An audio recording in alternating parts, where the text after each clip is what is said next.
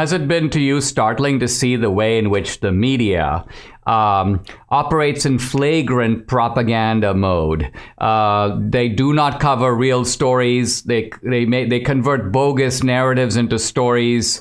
And when you see it up close, I think it's one thing to hear about it, the fake news media, but when you see X and then you look at the newspaper or the television and they're showing a completely different picture, you begin to suspect that in the cases that you know, they're obviously lying. So they're probably lying about all kinds of other stuff that you don't know, where you're not on the scene to be able to verify for yourself. What is your take on this, on the role of the media in perpetuating these, well, big lies?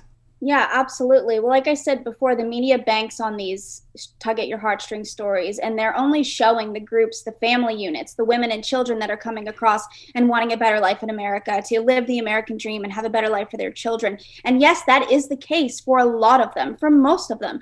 But you also have to take into account the teenagers, the grown men and adults that, you know, the smugglers and the traffickers cartel, they're pushing these family units to one side. A lot of them are actually in McAllen, Texas, but you're forgetting about other parts of the border like Loretto and Rio Grande City. They're pushing these teenage men and adults into these other sides where the Border Patrol is not focused so much on them. And that's where they're smuggling drugs and weapons. And that's where the danger comes in.